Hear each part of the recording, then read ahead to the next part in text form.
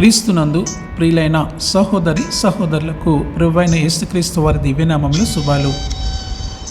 నూతన జీవిత అనుదిన దైవ ధ్యానములో ప్రేమ భయాన్ని పోగొడుతుంది. 1 యోహాను 4వ అధ్యాయము 18వ వచనములో ప్రేమలో భయం లేదు, కానీ పరిపూర్ణ ప్రేమ భయాన్ని దూరం చేస్తుంది. ప్రేమలో భయం ఉండదు, అంతేకాదు పరిపూర్ణ ప్రేమ భయమును వెళ్ళగొట్టును.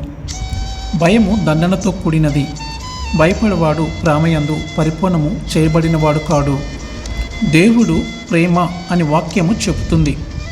అతను పరిపూర్ణుడు, అతని ప్రేమ పరిపూర్ణమైనది. దేవుడు మనల్ని అధికంగా లేదా తక్కువగా ప్రేమించేలా చేయడానికి మనము ఏమీ చేయలేము. మన పట్ల ఆయనకున్న ప్రేమ స్థిరమైనది, అది మారనిది. అతని చేతులు ఎల్లవేళలా మన వైపుకు చాచి ఉంటాయి. మనము ఆయన వద్దకు వెళ్ళినప్పుడు ఆయన మనలను స్వీకరించుటకు ఎల్లప్పుడూ సిద్ధంగా ఉంటాడు.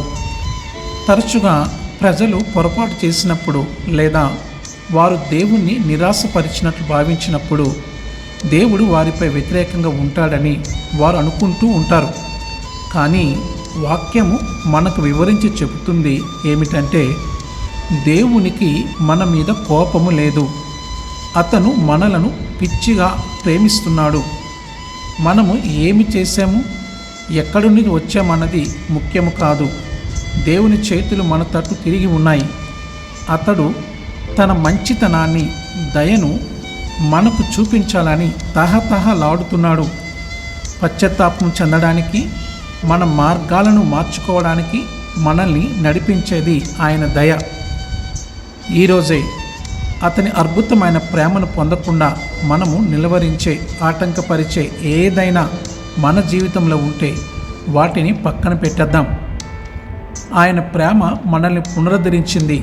మనల్ని నూతనపరచనివ్వండి. హృదయపూర్వకంగా ఆయన వద్దకు రండి. ఆయన అద్భుతమైన ప్రేమను స్వీకరించండి. మన కోసం ఆయన దాచిన ఆశీర్వాదాలను ఆస్వాదించండి. ప్రార్థనలో ఏకీభవించండి. తండ్రి, నన్ను పరిపూర్ణంగా ప్రేమిస్తున్నందుకు ధన్యవాదాలు. నేను నిన్ను మరింత తెలుసుకోవాలనుకుంటున్నాను మరియు నేను మీ ప్రేమను పొందుకున్నాను. నేను ఈరోజు విశ్వాసము ద్వారా దాన్ని స్వీకరిస్తున్నాను. యేసు నామములో నా హృదయాన్ని, మనస్సును మీపై ఉంచినప్పుడు మీ మార్గాలను నాకు చూపించండి. మీ శాంతిలో నన్ను నింపమని యేసు నామములో అడుగుతున్నాను. ఆమేన్.